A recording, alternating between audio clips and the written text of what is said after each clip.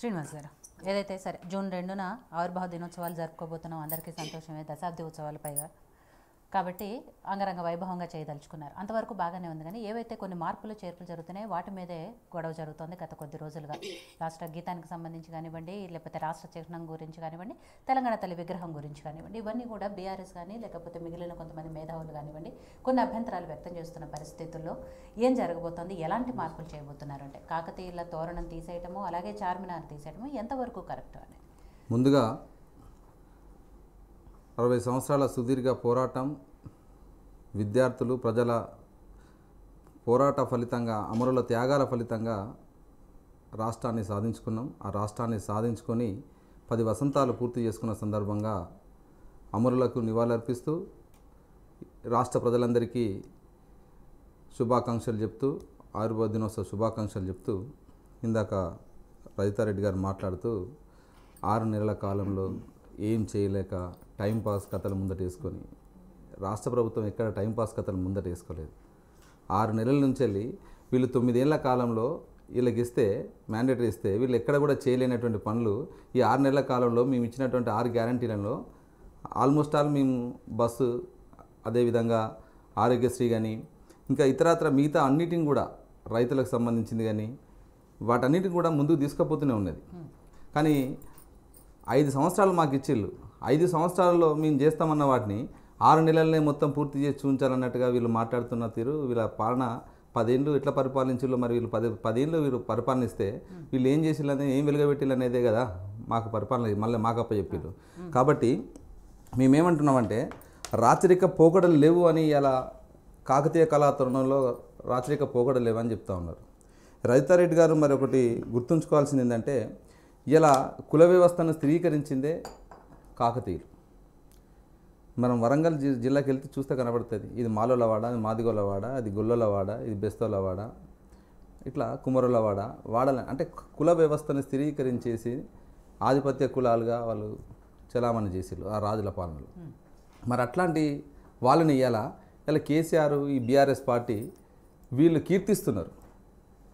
మరి కాకతీయుల పాలనే కదా, ప్రజలందరూ కరువులో ఉండి కప్పం కట్టలేనటువంటి స్థితిలో కప్పం కట్టాల్సిందే, కట్టకపోతే వాళ్ళని ఈడ్చుకరండి, వాళ్ళను పట్టుకొని రండి అని అన్నప్పుడే కదా తిరుగుబాటు చేసి సమ్మక్క సారక్కలు వీరోచిత పోరాటం చేసి ఇలా వీరవనితలుగా ప్రజల గుండెల్లో చిరస్థాయిగా నిలిచిపోయి ఇలా చిరంజీవులుగా ప్రతి 2 ఏళ్ళకోసారి అమరవీరుల ఆదివాసీ అమరుల జాతర జరుగుతుంది కదా ప్రపంచ నలుమూలల నుంచి వెళ్ళి, అదేవిధంగా ఈ దేశంలో ఉన్నటువంటి చాలా రాష్ట్రాల నుంచి వెళ్ళి ఇలా సమ్మక్క జాతరను చూస్తూ ఉన్నారు. అక్కడికి రావాలని కోరుకున్న ప్రజలందరూ వస్తూ ఉన్నారు. ఇలా వాళ్ళ చరిత్రకి ఏం సమాధానం చెప్తారు వీళ్ళు బీఆర్ఎస్ పార్టీ నాయకులు? అంటే అది సరైందని అంటారా? సమ్మక్క సారక్కలను కాకతీయులు చంపడం, రాజులు చంపడం సరైందే అంటారా? అంటే వీళ్ళ రాజరికాన్ని, రాజరిక పోకడల్ని వీళ్ళు కీర్తిస్తున్నారు వాళ్ళ వారసులు వీళ్ళు. కాబట్టి ఆ రాచరిక పోకడలు లేనటువంటి ప్రజలు ఈ నేలంతా తెలంగాణ రాష్ట్రం కోసం, విముక్తి కోసం, బుక్కెడు బువ్వ కోసం ఈ నేలంతా పోరాటం చేసింది. ఆ పోరాటంలోకి వెళ్ళే ఎన్నో త్యాగాలు జరిగినాయి. ఆ త్యాగాలను, ప్రజల పోరాటాలను, అమరుల ఆ స్ఫూర్తిని ప్రతిబింబించే విధంగా ఇలా రాజముద్ర ఉండాలనేది ఇలా కాంగ్రెస్ ప్రజాప్రభుత్వం రేవంత్ అన్న సారథ్యంలో దాని మీద ఆలోచన చేసి ఒక రూపకల్పనకు తీసుకొచ్చిండు. అంతేగాని ఇక్కడ ఎవరి మీదనో కక్ష సాధింపు చర్యలు చేయడానికి కాదు. కక్ష సాధింపు చేయాలంటే చాలా ఉన్నాయి. వీళ్ళు చేసిన అరాచకాలు ఇంకా ముందు ఉన్నాయి, తీయడానికి సిద్ధంగా ఉన్నాయి, ఒకటి వస్తూ ఉన్నాయి. మనం చూస్తూ ఉన్నాం, ఒక ఎపిసోడ్ నడుస్తూ ఉంది ఆల్రెడీ, ఫోన్ ట్యాపింగ్ వ్యవహారం. ఇంకా బయటపడాల్సినవి, బయటపడేటివి, ఇంకా తీయాల్సినవి, వీళ్ళు చేసిన అవినీతి, అన్యాయాలు, దుర్మార్గాలు ప్రజలే ఫిర్యాదులు చేస్తూ ఉన్నారు. అవన్నీ ముందుకు వచ్చే సమయంలో ముందుకు వస్తాయి. కానీ ఇప్పుడు నడుస్తున్నది ఏంది? రాచరిక పోకడలు ఉన్నాయి. సరే, ప్లేగ్ వ్యాధి వచ్చినప్పుడు కట్టాల్సింది ఆసుపత్రులు కానీ చార్మినార్లు కాదు కదా. వాళ్ళు కట్టుకున్నారు, అప్పుడు ఉన్నటువంటి రాజులు వాళ్ళకు అనుగుణంగా వాళ్ళకు అవసరమైనటువంటి దాన్ని కట్టుకున్నారు. నిజాం రాజు ఎన్ని మంచి పనులు చేసినప్పటికీ, ఇలా యూనివర్సిటీలు కట్టించినప్పటికీ, ఆసుపత్రులు కట్టించినప్పటికీ వాటిని మేము సరే ఒకవైపుగా ఆమోదిస్తూనే ఆ పాలనలో కూడా దుర్మార్గాలు, అన్యాయాలు, ప్రజల మీద దాడులు అవన్నీ జరిగినాయి కదా. కాబట్టి ఆ రాచరిక పోకడలు లేనటువంటి ఒక ప్రజాస్వామికబద్ధంగా ఉండేటువంటి ఈ పోరాటంలో ఈ ప్రజలు ఏదైతే వాళ్ళ స్ఫూర్తి నింపే విధంగా, ఉద్యమ ఆకాంక్షలు ప్రతిబింబించే విధంగా ఉండాలనేదే ఇలా రేవంత్ అన్న ప్రభుత్వం కాంగ్రెస్ ప్రజాపాలన ఆ దిశగా అడుగులు వేస్తూ ఉంటే వీళ్ళు హైదరాబాద్ అంటేనే చాలా వీళ్ళు మందికి గగ్గోలు పెడతా గుర్తొచ్చేది ఉన్నారు. చార్మినార్ కదా. అవునండి, హైదరాబాద్కే తలమానికంగా ఉన్న చార్మినార్. చార్మినార్ కరెక్టే. చార్మినార్ దేనికోసం కట్టిల్లు? అదే కదా ఇక్కడ కావాల్సింది. ఆసుపత్రులు, ప్లేగు వ్యాధి వస్తే ఆసుపత్రులు కట్టాలి, ప్రజలకు వైద్యం అందించాలి కదా. ఆ దిశగా చర్యలు ఉండాలి. కానీ ఇది వచ్చింది కాబట్టి అది కట్టినామంటే సరే, దాన్ని మనం ఒకవైపు చూస్తున్న ఒక అందమైన కట్టడము, అది ప్రజలందరూ దాన్ని ఆమోదిస్తారు, దాన్ని ఆస్వాదిస్తారు, అందరు పోయి చూసి ఆనందిస్తారు. అది అక్కడ మట్టుకు ఓకే. కానీ దాన్నే మనం రాజముద్రలో ఉంచుకోవాలనేటువంటిది ఏం లేదు కదా. వీళ్ళ రాచరిక పోకడని కేసీఆర్ మనం చూసినాం. రాచకొండ పోలీస్ కమిషనరేట్ ఏంటండి? రాచకొండ అంటే ఎవరు? వెలమరాజులు కదా. దానికని మళ్ళీ తీసుకొచ్చి ముందుకు తీసుకొచ్చి అలా రాచకొండ పోలీస్ కమిషనరేట్ అని అలా పోకడలు అలా దొరసామ్యం అంతా చూపెట్టిళ్ళు. కాబట్టి ఇలా ప్రజాస్వామికవాదులుగా కాంగ్రెస్ పార్టీ ఒక ప్రజాస్వామికరించేటువంటి పనిలో వీళ్ళు చేసినటువంటి విధ్వంసం అంతా ఇంత కాదు. ఈ 9 ఏళ్ల కాలంలో ఇలా జిల్లాల అస్తిత్వాన్ని మొత్తం ధ్వంసం చేసేసిళ్ళు. ప్రతి జిల్లాకు ఒక చరిత్ర ఉంటుందండి. ఈ తెలంగాణలో ఆదిలాబాద్కు ఒక చరిత్ర ఉంటుంది, మీరు పోయినట్టయితే కరీంనగర్కు ఒక చరిత్ర ఉంటుంది, వరంగల్, ఖమ్మం, నల్గొండ, ప్రతి జిల్లాకు ఒక చరిత్ర ఉంటుంది. ఆ జిల్లాల చరిత్రను, జిల్లాల పేర్లని రూపుమాపం చేసి ఇలా కొత్త జిల్లాలు తీసుకొచ్చినప్పుడు పేర్లు ఎవరు మార్చిల్లండి? మీరు మారవలేదా పేర్లు? యాదగిరి గుట్ట అని ప్రజలు గుండెలకెళ్ళి పిలుచుకుంటారు, యాదగిరి గుట్ట అని. వీళ్ళేం చేసిళ్ళు? దాన్ని యాదాద్రి. చిన్నజీయస్వామి ఎవరండి?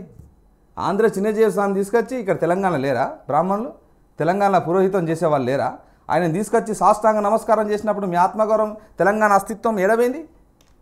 సీఎం కుర్చీలో కూర్చున్నబెట్టి మొదట ఆయన కూర్చుండబెట్టి ఈయన కూర్చున్నప్పుడు ఎక్కడ పోయింది? ఏం మాట్లాడతారు వీళ్ళు? అంటే అడిగటం లేడని ఇష్టానుసారంగా మాట్లాడుకుంటూ పోతూ ఉంటారన్నట్టుగా వీళ్ళు. కాబట్టి మీరు చేస్తే ఒకటి, ఇతరులు చేస్తే ఇంకోటి అనేటువంటి, అంటే ప్రభుత్వాన్ని విమర్శించాలని పనిగట్టుకొని విమర్శించడంలో మీ ఆలోచన విధానం, మీ నాయకత్వం ఎట్లయితే ఉందో, ఇంకా అధికారంలో ఉన్నప్పుడు ఏ అహంకారపూరితంగానైతే వ్యవహరించాలో అదే అహంకారపూరితంగా వీళ్ళ కింద ఉన్నటువంటి నాయకులందరికీ కూడా ఇలా చెప్పడం ద్వారా విమర్శించడమే పనిగా పెట్టుకోవడం. మీకు మా కాంగ్రెస్ ప్రజాప్రభుత్వం చాలా సూటిగా చెప్పింది. మీరేమన్నా సజెషన్స్ ఇవ్వదలుచుకుంటే, సలహాలు ఇవ్వదలుచుకుంటే మీరు ఇవ్వండి, వాటిని కూడా మేము స్వీకరిస్తామని శాసనసభ ముఖంగా చెప్పారు కదా. మరి ఎందుకు మీరు ఇంతవరకు? అవునండి, ఇప్పుడు రజితారెడ్డి గారు మాట్లాడుతూ ఏమన్నారు? రామప్ప గుడిని గుల్చేస్తారా? ఈ గుడి ఎవరు చెప్పారండి రామప్ప గుడిని గుల్చేస్తారని? గుళ్ళు గుల్చేస్తామని చెప్పారా?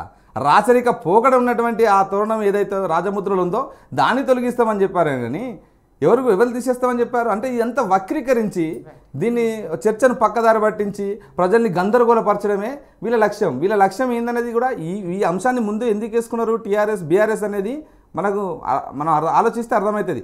ఫోన్ ట్యాపింగ్ వ్యవహారాన్ని పక్కదారి పట్టించడానికి కోసం భుజంగారావు ఇచ్చినటువంటి ఏదైతే కన్ఫెషన్ స్టేట్మెంట్ ఉందో ఆ కన్ఫెషన్ స్టేట్మెంట్లో కేసీఆర్, నేను కూడా దాంట్లో ఒక బాధ్యతనే.